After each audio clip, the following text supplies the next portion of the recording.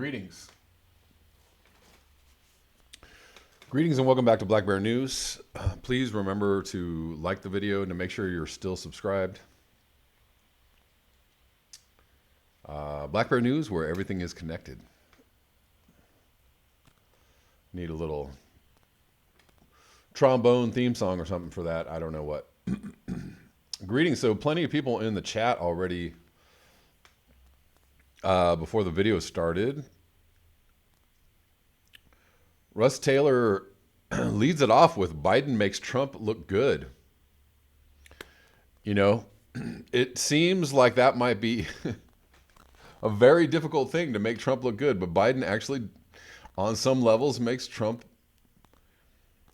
at least able to string together sentences or, have a leadership role on some level. I don't know. That's highly debatable, but I mean, it's not like he's not doing anything. He's doing some things. He's not, but he's doing a lot of things that are very weird too. Some things that might not be seen as leadership at all, but whatever. TCR Galaxy says Arctic temp anomaly today is 4.3 C. Wow. Wow, and sounds about right. That's what we've been seeing over the past at least 3 or 4 winters, that the temperature anomaly in the Arctic is extremely high in winter and all through the year, but winter and spring months included. Hope that wasn't too loud. Greetings, people, come on in. Raza, Osama, Prudhomme, Deb Van Poolin, John D. John D says hungry slaves are more productive according to the neolib model.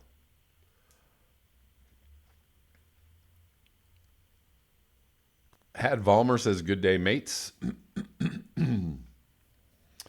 Osama says, hi, Black Bear News. I'm taking you outside to feed my bluebirds. All right, awesome. I love to help in that endeavor. Raza Remen, no coughing today, please. Oh, well, sorry. It's already too late. I already did it. Last Monkey, Russ Taylor. There was a huge discussion going on before I even went live about all kinds of things. It's very involved. But you can actually go back and I think read through the chat after this video is posted. I believe all those things might show up. I don't know.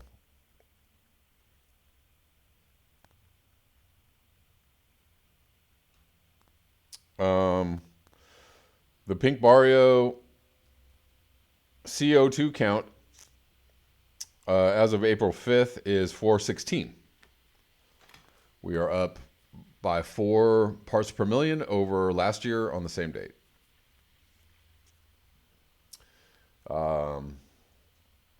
Also, in line with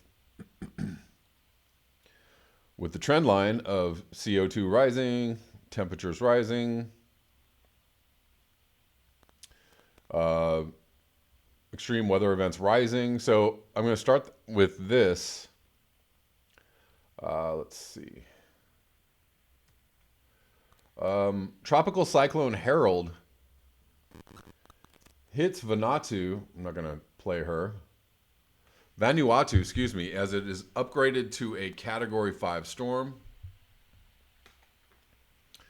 So that's pretty big cyclone in the South Pacific. A Category 5 storm with 134-mile winds is tearing through the South Pacific island nation of Vanuatu, threatening the country's so far successful efforts to remain free of the CV. According to the Fiji Meteorological Service, Tropical Cyclone Harold made landfall in the early evening, reaching Espiritu Santo, Vanuatu's largest island, around 5 p.m. local time on Monday, April 6th. In response, the Vanuatu Meteorology and Geohazards Department issued a statement warning residents of the expected impact.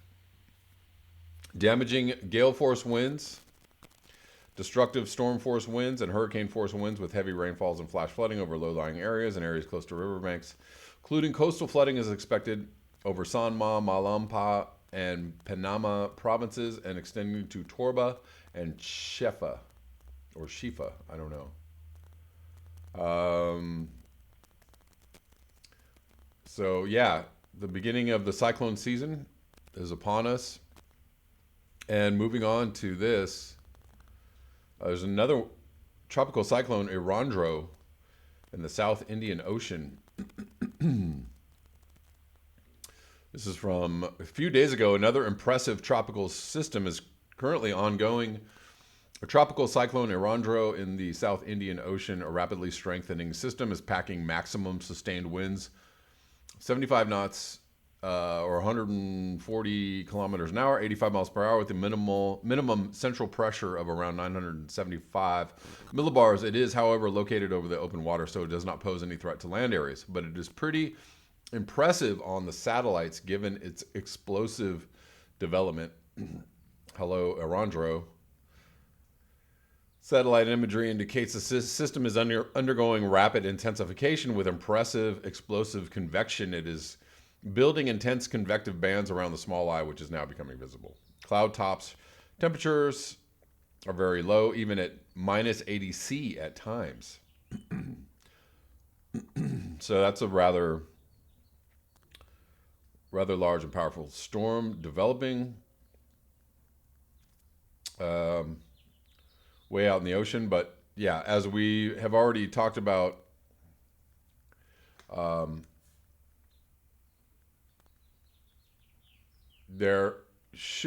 looks like there should be an uptick in hurricanes, tropical storms, storm activity this year.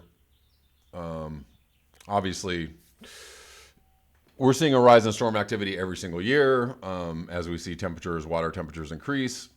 Yeah, thanks to Nick Humphrey for both of those.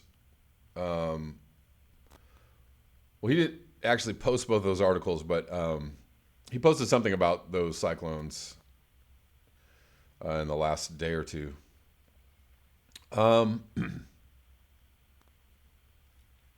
Moving on to some ongoing supply chain problems or fallout from the CV situation. Coronavirus has hit Wisconsin dairy farms especially hard. Some farmers may even have to dump milk. This is actually from March, about a week or so ago. CV is delivering a blow to Wisconsin agriculture at the worst possible time as milk prices that were poised for a rebound are once again sinking.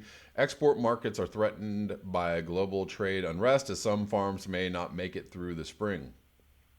Dairy has been hit the hardest from the loss of business from restaurants, schools, and the hospitality industry. About 1/3 of Wisconsin dairy products, mostly cheese, are sold in the food service trade. The coronavirus outbreak has caused milk prices to drop down to unprofitable levels. Where have we seen this or heard this in other commodities? Right when we need money to buy supplies for the spring planting season, said dairy farmer John Rettler of Neosho, president of the Farm First Dairy Cooperative in Madison, Wisconsin. Dairy farmers whose product is especially perishable are worried about processing plants closing or curbing production, forcing them to dump milk if there's no other buyer. Foremost Farms, a Baraboo-based dairy cooperative, recently asked its members to reduce the amount of milk they produce, citing the extreme nature of the CV situation and the impact on the economy. We also need to be prepared for the scenarios that would require our members to dump milk or dispose of it in some other manner. Cooperative said in a letter to its membership. In February, farmers' milk prices were slowly returning to profitable levels after having been stuck in the basement for more than 5 years. Since the CV pandemic began, all of that optimism has disappeared.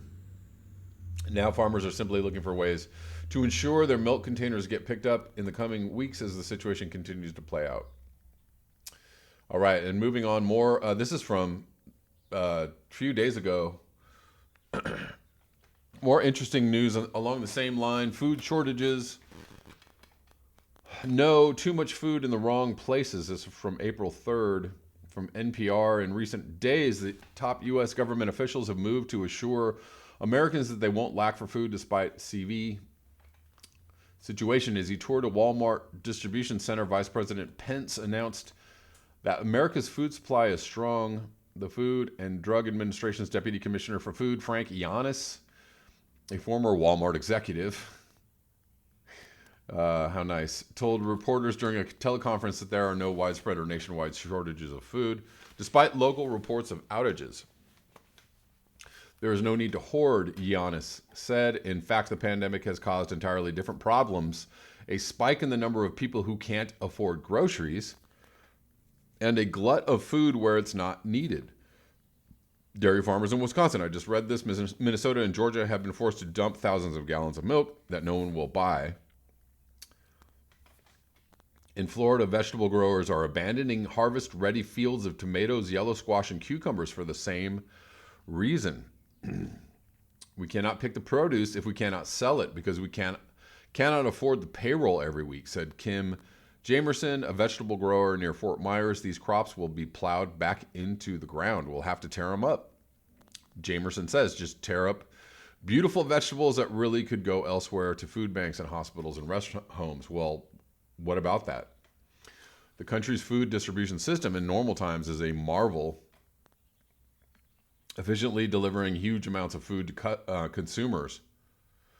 But it relies on predictability like a rail system that directs a stream of trains on set schedules toward their destination. Now, some of the biggest destinations, chain restaurants, schools, and workplace cafeterias have disappeared, and supply chains are struggling to adapt. Not good.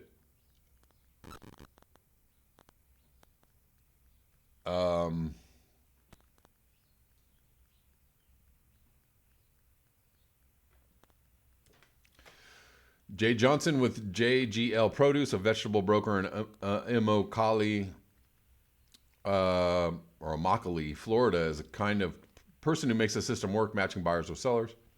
You're getting phone calls, text messages, emails all day and all night. He says, what's your price on this? What grade? What can you do a better deal? You're going all these micro negotiations, doing all these micro negotiations throughout the day. On Tuesday, March 24th, he said that all changed. Everything got quiet. Wednesday, the 25th, was super quiet. Thursday, now we're getting nervous.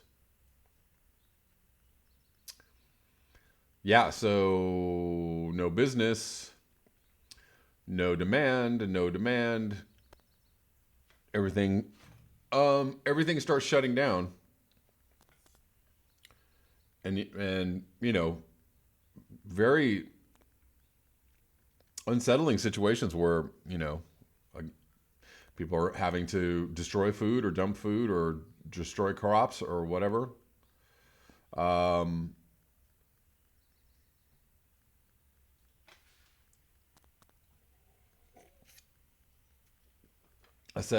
guess part of the problem is that it takes labor to move produce from one place to another, and people are still figuring out who will pay for that. Jamerson says she can't afford to pay workers to pick a crop that will be donated. She wants the government to step in, provide workers with the money to pay them, and make sure food gets to where it's needed. So this is absolutely something the government should be getting involved with. The government can send the food to hospitals, to rest homes, to food banks, to churches. Jay Johnson, the produce broker, says there are signs of hope. The food banks in Florida, he says, are starting to buy some of his vegetables and figuring out new ways to distribute them. They asked Johnson to pack some vegetables in smaller packs so food banks don't need so many volunteers to repack them. They're understaffed and don't have warehouse space, and they're having to think creatively. So another problem. And this just kind of rounding out the story. This is more global. This is from almost a month ago, March 11th, 2020. CV has disrupted supply chains for nearly 75% of U.S. companies. The CV-19 outbreak has caused supply chain disruptions for nearly 3/4 of U.S. companies, and many are already pricing in revenue losses this year as a result. According to a special ISM survey, what's happening data show global production out of China fell to an all-time low last month, with freight and shipping slowing dramatically as the virus has shuttered factories and container ports. Quarantine workers and shortages of components have further crimped the availability of goods from China. I don't know if they're actually starting to flow again now that, supposedly the lockdown has been lifted, or it will be lifting soon. I've heard conflicting news about that.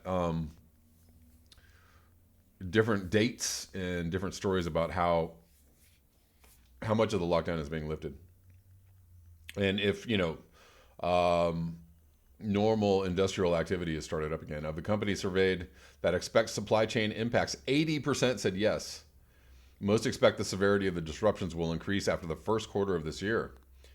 And now, especially in the U.S., now we're having,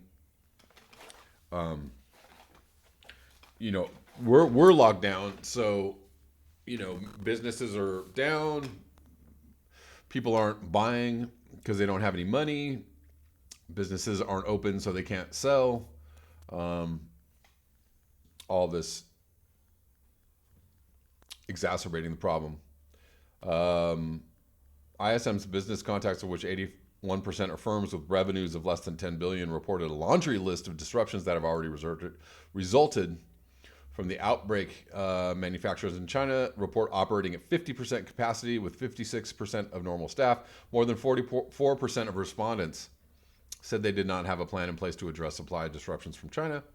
6 in 10, 62% respondents are experiencing delays in receiving orders from China. More than half, 53%, are having difficulty getting supply chain information from China. Nearly one half are experiencing delays moving goods within China. Almost one half report delays loading goods at Chinese ports. And then there's also, reports of essential medicines that are made in not just China, but India and other markets, obviously not being as readily available, depending on how much of a stockpile we might have in the U.S. of some of those medicines.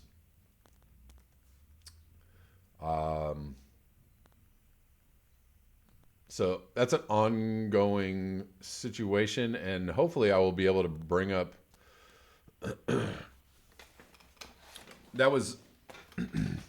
that last article I read was from almost a month ago. I'm sure a lot of that still applies, but if I find some ultra current information, I will bring it up.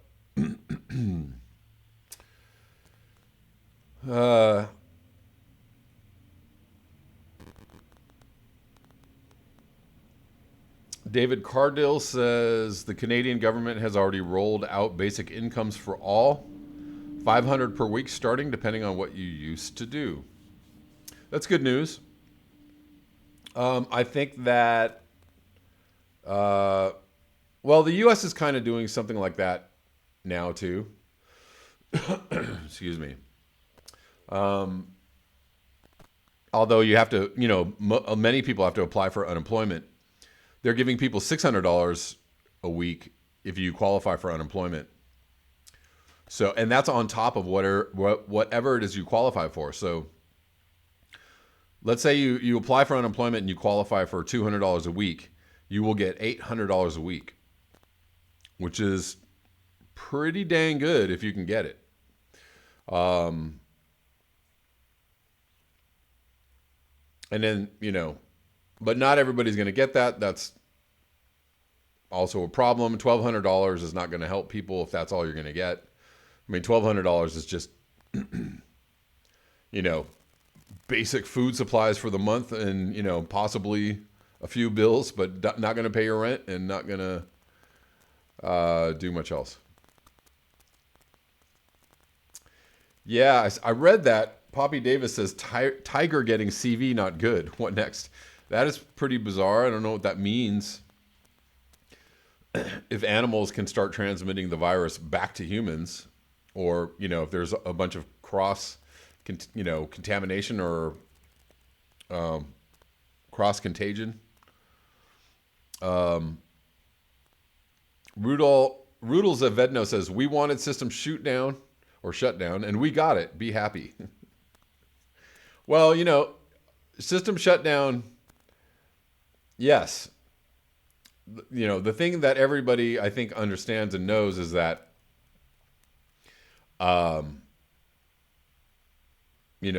any kind of an industrial civilization shutdown or collapse would bring with it lots of misery, human misery.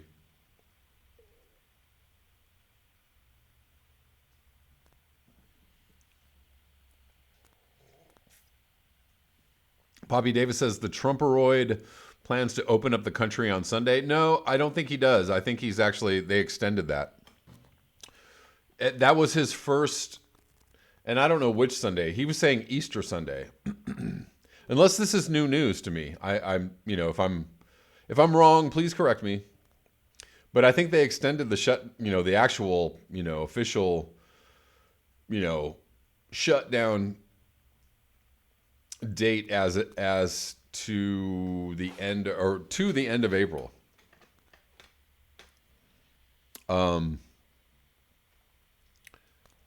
I don't know. They keep bouncing around different weird things, and now, Trump is touting this anti-malaria drug, which is mixed reviews. I don't know if that's the same drug that we were talking about before. Hydrochloroquine, I don't know.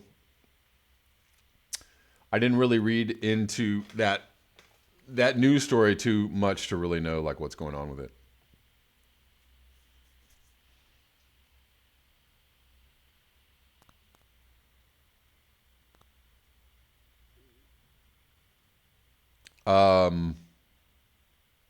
Osama says I'm hoarding C4.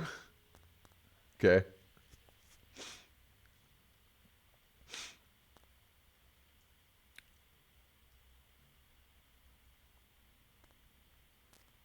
Sorry, just reading through these comments here a little bit. Jean, hola chicos y chicas. Buenas tardes.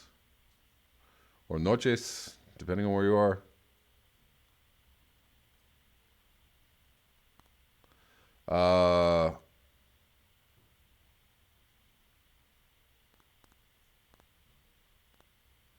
Rudolf Zavedno says Corona was a godsend to us. No way would be collapse global economy by ourselves. Rich Diana can't see much difference between Billary and Slowing Joe. I don't see much difference either, to be honest. So let's talk about that a little bit.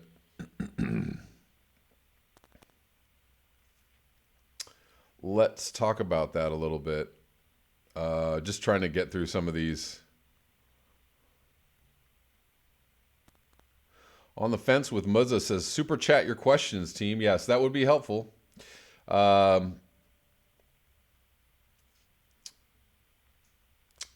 Maybe we'll do that after I cover this next little bit of stuff.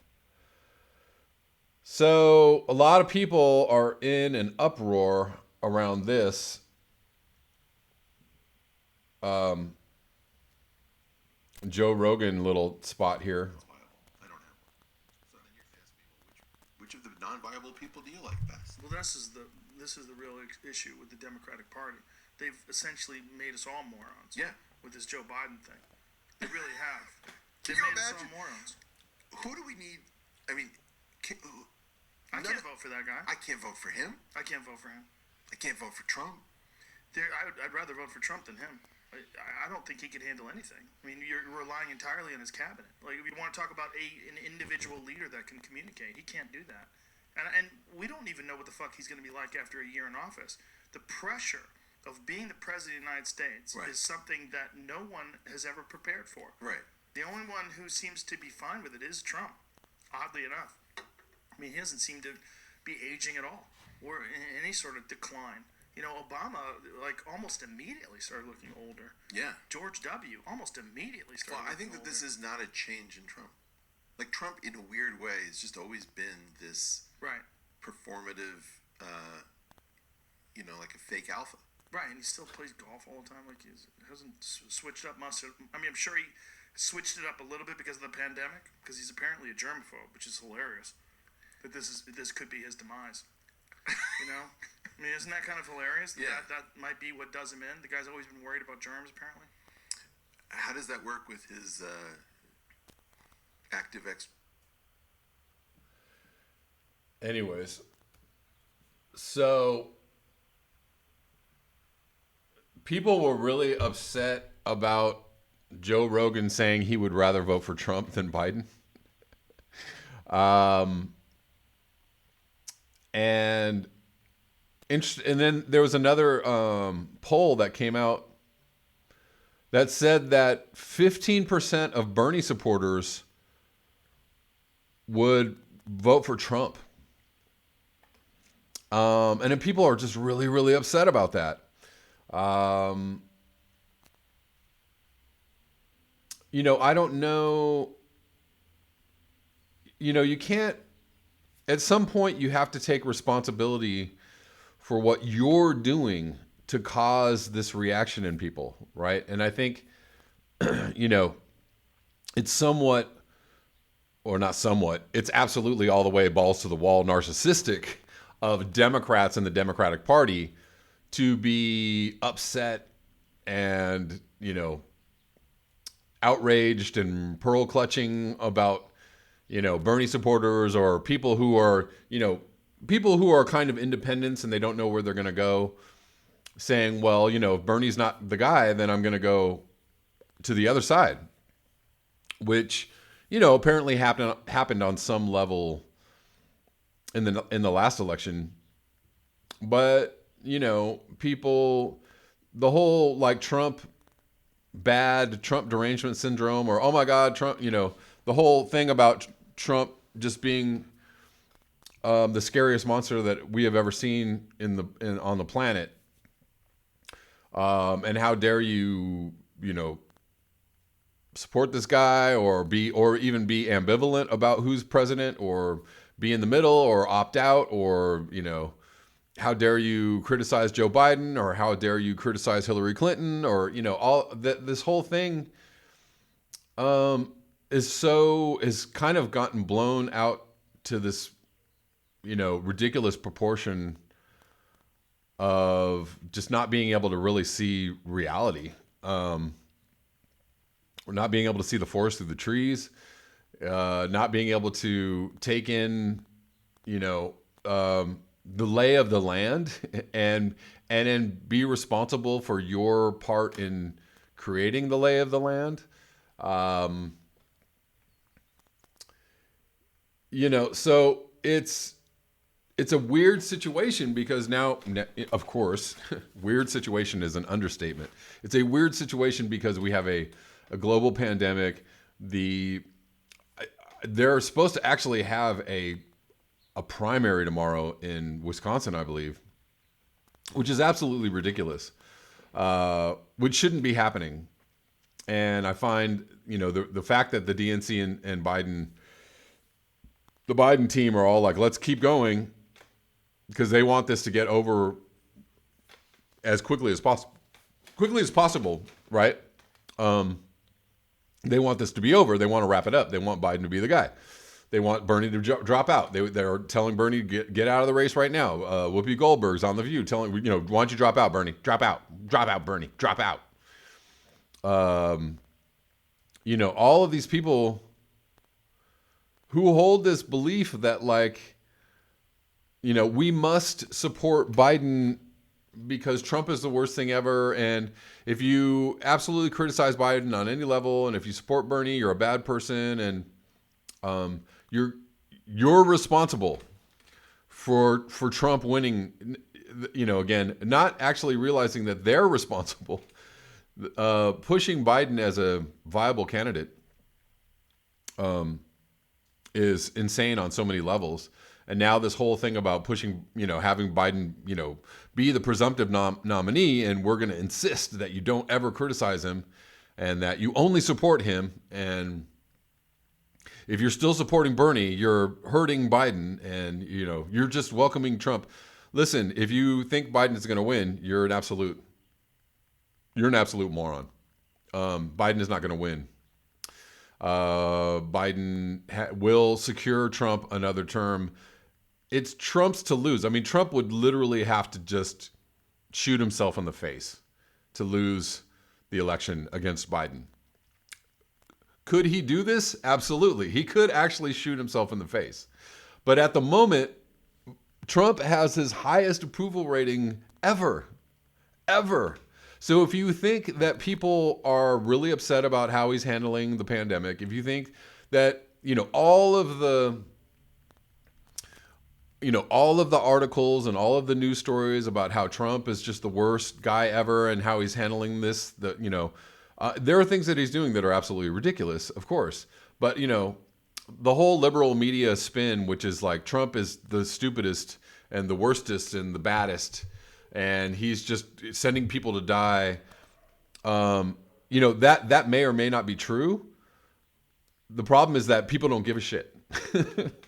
And that's what you don't understand, is that all of those things may be true. Trump bad may be true, but people don't give a fuck about that. They think he's doing fine, and they think he's doing great. They think he's acting like a leader. They think he's doing his best.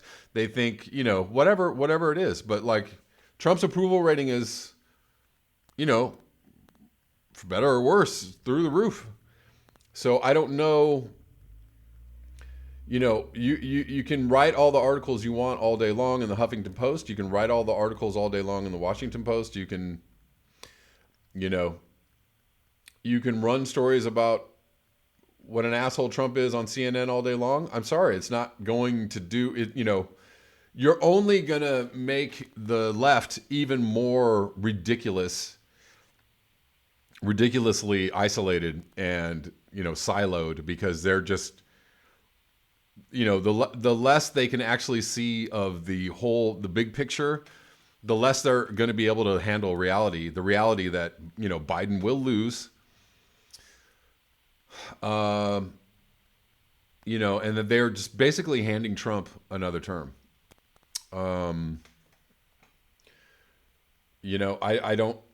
I just don't see,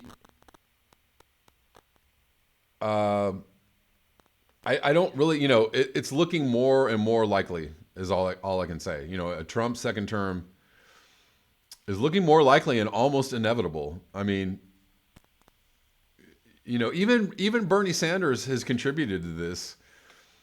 Now we have a situation where Trump is actually out-lefting Biden on a lot of policies. He's actually kind of assuming some of Bernie's suggestions, so he's kind of taking some of Bernie's platform a little bit and using it as a response to the pandemic. So where does that, even if Bernie wins the nomination, where does that leave Bernie? If Trump is already doing the things that he is suggesting, right? But Bernie's not devoid of blame either. Bernie didn't attack Biden. Bernie said Biden was totally fine. He's a decent guy, stand-up Joe, blah, blah, blue. He's a good friend of mine. He totally could beat Trump in an election. That is the most ridiculous thing I've ever heard. Bernie Sanders saying that Biden could beat Trump. He's just saying that to suck up to the DNC. And actually that makes voters, that makes people who might have been fence riding Bernie supporters actually not, that actually makes people go, yeah, not so much, guy. Right?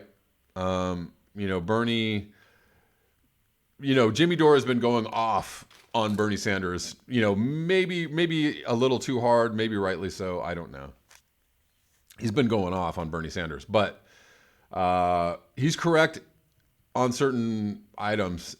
He's correct in the fact that Bernie Sanders is not giving people a reason to support him because he's not fighting the DNC. He's not fighting for them. He's not fighting this he's not fighting this corrupt institution called the Democratic National, the Democratic Party. Also Bernie made a mistake by going full Trump bad and Russiagate, right? He actually supported the Russiagate theory.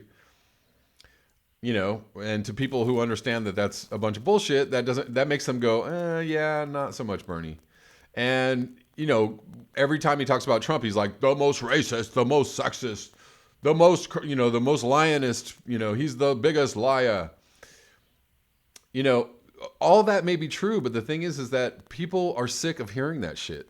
People are actually really fucking sick of that shit. And if you're in the middle, if you're like an independent person and you're like, I don't know, where am I going to go? They're overhearing, all the Trump bad rhetoric that, CNN and the DNC and all those people like just pump out every single day, all day. Like people are sick of hearing it. And then you also have, right, like Bernie and Tulsi and a few people go on Fox News will, actually be invited on Fox News, and they go to Fox News to talk to their constituency, to talk to the Fox News viewers who may or may not be former Trump voters, or maybe, at least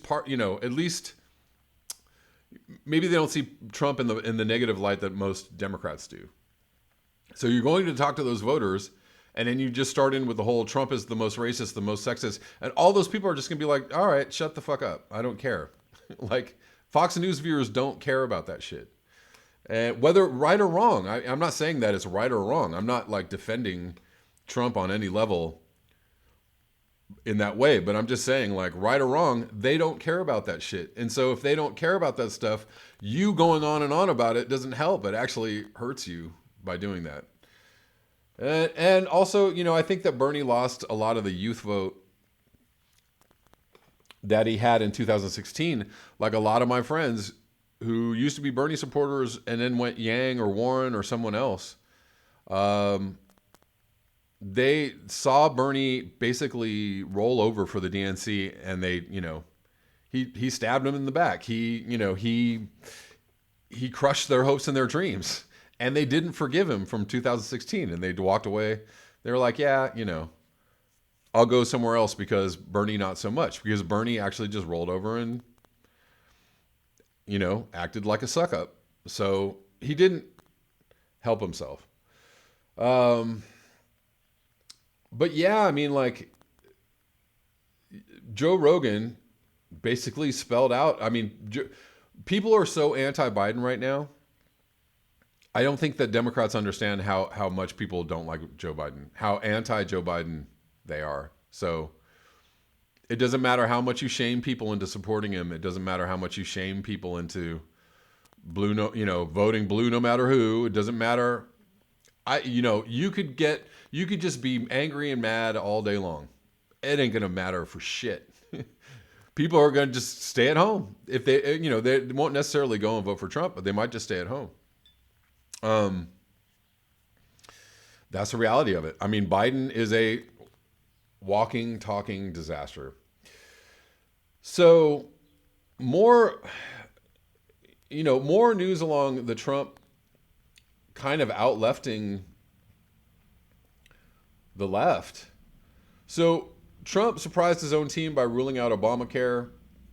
So he apparently shut down some of the Obamacare enrollment, or shut down the Obamacare enrollment, and then he ruled out reopening it.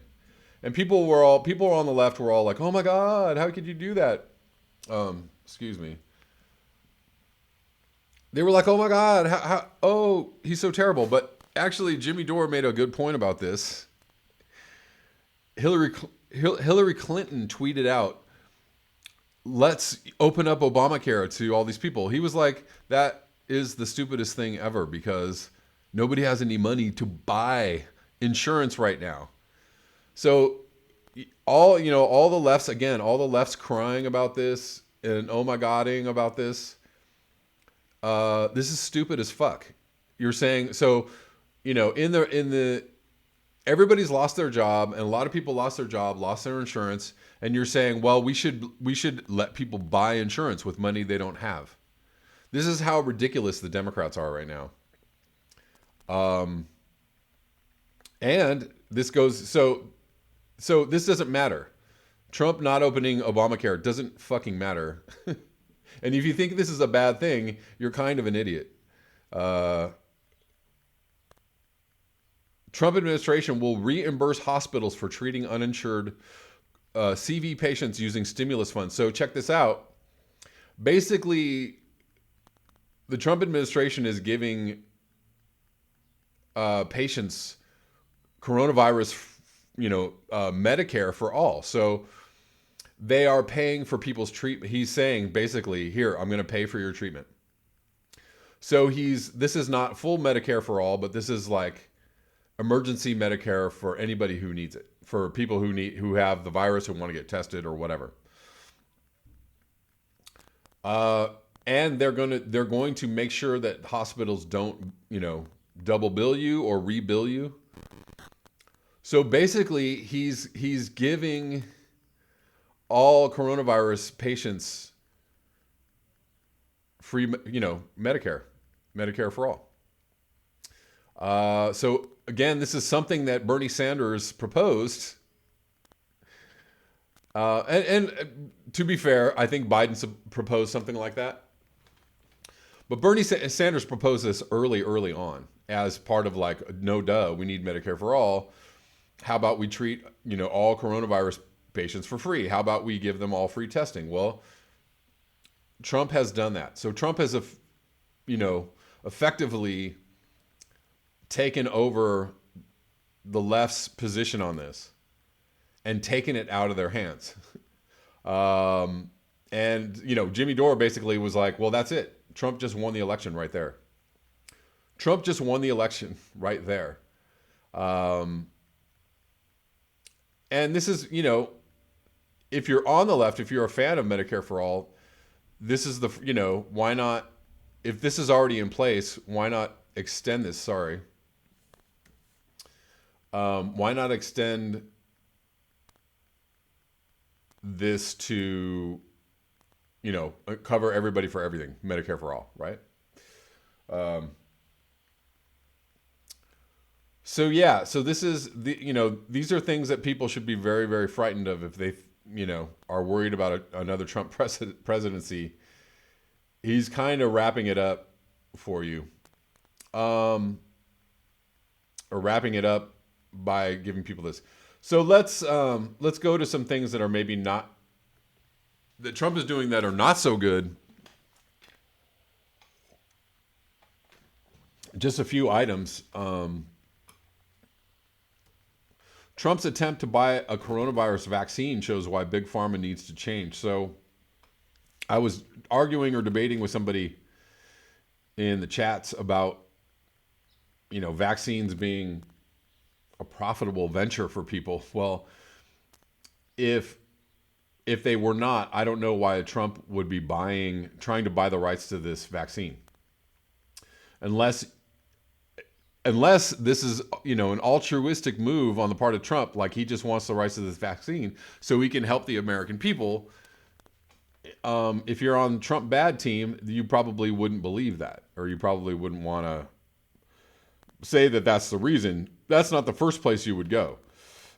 Pandemics don't destroy societies, but they do expose their weaknesses. As a historian of medicine, Frank Snowden recently told The New Yorker, epidemic diseases are not about random events, blah, blah, blah. Coronavirus has exposed the effects of successive budgetary cuts on the NHS. That's the English or UK health system, leaving the health service under-resourced and ill-equipped to cope with a pandemic. The virus has shown a light on another fatal weakness in our health system, the profit-driven pharmaceutical innovation model that we rely upon to develop life-saving vaccines and medicines. The profit-driven. The news that Donald Trump has sought to buy up the exclusive rights to a promising CV-19 vaccine from a German biotech firm has been greeted with anger.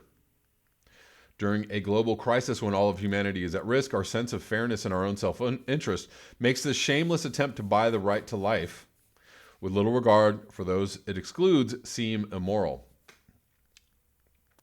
This is about more than just Trump. CV should give us pause to reflect upon whether the pharmaceutical industry and the monopolies that drive its profits should continue to control which medicines will be developed and who will get access to them. Indeed. Profit is what drives decision-making in pharmaceuticals industry. It's why we don't have drugs to treat diseases such as tuberculosis, which kills millions of the world's poor every year, and it's also why we aren't closer to finding a vaccine for CV-19. This is the first CV to threaten the world. After all, researchers had a promising candidate to treat viruses like SARS and coronavirus in 2016, but with little money to be made, they instead focused their efforts on more lucrative lines of business. After the Ebola crisis in 2014, which briefly threatened the rich world, Western countries decided to research treatments for the disease, which had been killing people in Africa for years.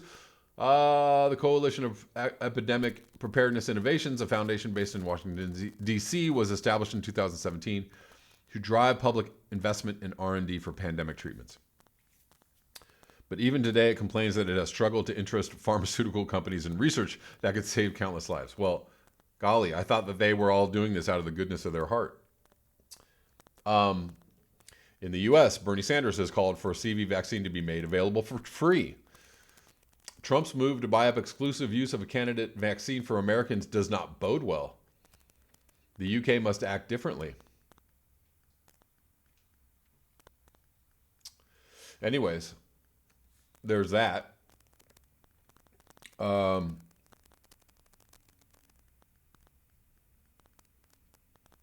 And one other thing that we briefly covered the other day, but I just wanted to talk about today. I wanted to read a little more of this article. Trump, U.S. to deploy anti-drug Navy ships near Venezuela. So I read a little bit about this the other day, but not too much. Donald Trump announced Wednesday that Navy ships are being moved towards Venezuela's administration beefs up counter-narcotics operations in the Caribbean following a U.S. drug indictment against Nicolas Maduro. So this is their new tactic, their new avenue of getting rid of Maduro is to indict him on drug trafficking, which is wild.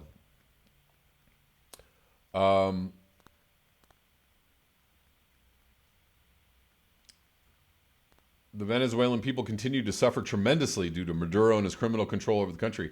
This is wild, though, and drug traffickers are seizing on this lawlessness. It's super wild because that actually doesn't have a lot of truth to it. Obviously, Venezuela has a very deep economic problems, but Maduro, immediately passed measures to help the common folk of Venezuela, gave them rent forgiveness and some economic support. Mission involved sending additional Navy warships, surveillance aircraft, and special forces teams to nearly double the U.S. counter-narcotics capacity in the Western Hemisphere. With forces operating both in the Caribbean and Eastern Pacific, Esper said the mission would be supported by 22 partner nations. This is ridiculous because in the middle of a pandemic, we might see an attempt at a regime change in Venezuela. Not cool. Not cool at all. As governments and nations focus on the CV, there is a growing threat that the cartels, criminals, terrorists, and other malign actors will try to exploit the situation for their own gain. Or there might be, there's a growing threat that the U.S. might exploit the situation in order to create regime change in another country under the guise of helping people, under the guise of bringing them democracy. We must not let that happen. Indeed, we must not let that happen. The enhanced mission has been months in the making, but has taken on greater urgency months in the making. That's so ridiculous. Urgency following last week's indictment of Maduro, Venezuela's embattled socialist leader. They cooked this up somewhere, in some kind of skiff. They sat around thinking like, what could we do? Oh, we'll indict him on drug drug trafficking charges. No, yeah, it's brilliant. Yeah, let's do that. Maduro, Venezuela's embattled socialist leader and members of his inner circle and military. They are accused of leading a narco-terrorist conspiracy. Wow. Responsible for smuggling up to 250 metric tons of cocaine a year into the U.S., about half of it by sea, as if we probably weren't part of that operation, if that was actually happening. If I was just indicted for drug trafficking by the United States with a $15 million reward for my capture, having the U.S. Navy conducting anti-drug operations off my coast would be something I would worry about, said Senator Marco Rubio, a Florida Republican who has been among those calling for a tougher stance against Maduro. It also comes as Maduro steps up attacks on his U.S.-backed rival Juan Guaido. Maduro's chief prosecutor ordered Guaido to provide testimony Thursday as part of an investigation into alleged coup attempt. Wait a minute. Whose coup? Are you talking about our coup attempt? What are you talking about? Guaido, the head of Venezuela's Congress, who is recognized only by the U.S. as the country's legitimate leader by the U.S. and, almost 60 other nations. Really? Okay. Is unlikely to show up, raising the possibility he could be arrested. What? The U.S. has long insisted it will not tolerate any harm against Guaido. This is just... this is just wild.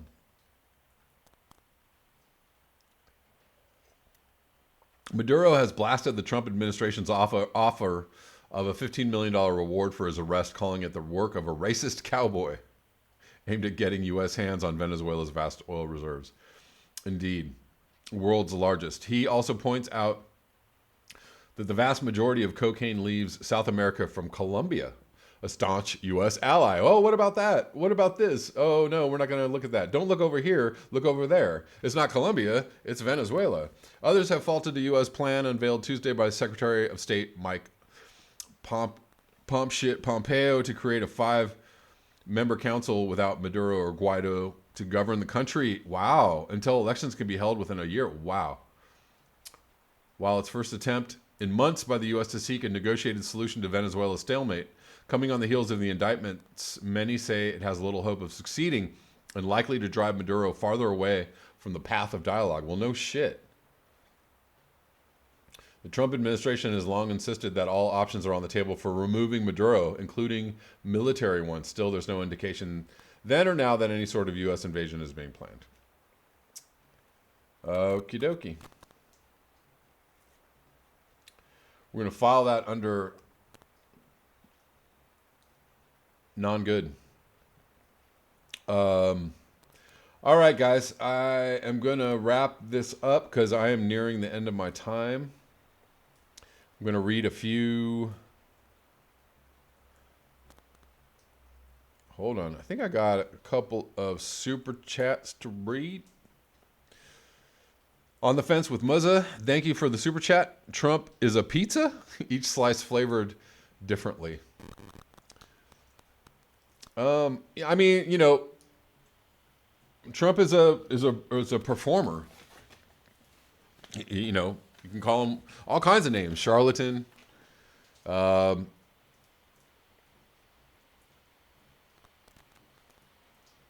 know, professional, bullshitter. He's a lot of things. And, you know, unfortunately, he happens to be the president of the country at the moment.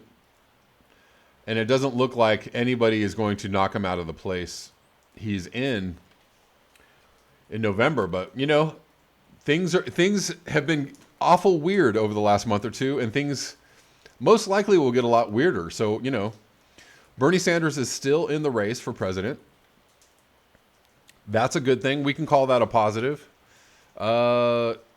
He could possibly be the nominee if he just stays in the race and holds on while Biden unravels and possibly just falls apart publicly. And then, you know, let's say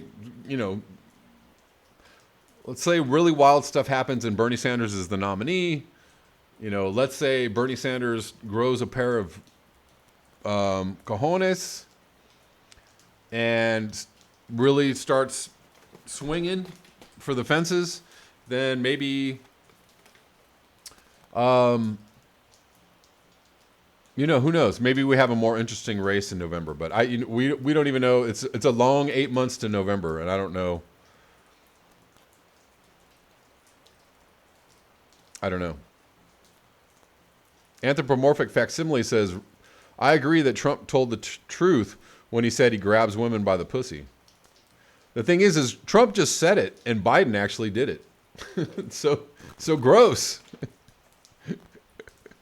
Gross. We have two pussy grabbers running for president. Yeah, Trump sells himself as for the workers, but he's incapable of saying anything truthful. Well, that's the other thing too, is that, you know, anything that Trump says, you know, you really have to kind of assume that he can immediately turn around and say, oh, no, I didn't say that, or nah, I'm not going to do that. You know, he can promise all kinds of things from now into the election, but that doesn't mean that any of those things are going to happen. I got another super chat here from Richard Monroe. Thank you so much, Richard.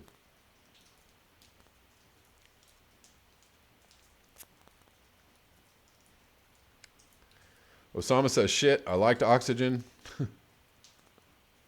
Oh, talking about something else. Sorry about that. I mean, I like oxygen too. We can just, as a blanket statement, I agree. Sorry. Somebody was asking about Super Chat. They couldn't get Super Chat to work. Rich Diana, yeah, you can do PayPal. Whatever's better, but PayPal is kind of more direct. So, yeah, my PayPal is in the description box of almost every one of my videos. Sorry, the Super Chat isn't working for you. That's frustrating.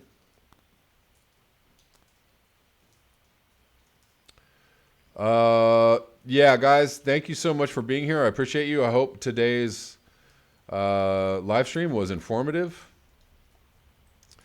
on some levels. Scott Andrews, thank you so much for the super chat. I appreciate you. Slap Happy 813, seen a video of empty hospitals and no lines at all in the epicenter of New York City. Yeah, you know what? I saw that too. It's I don't know what to think about that, but I did see the video. So very strange. I will try and do a little more investigation on that and see if I can find out, you know, one video from one guy, I don't know, you know, one news thing from one source from somewhere, you know, it's hard to confirm or, you know, corroborate. So Rich Diana, checks in the mail. Thanks. Thank you. All right, guys. Thank you so much. Enjoy your afternoon. I will see you tomorrow at the same bat time. Peace, y'all.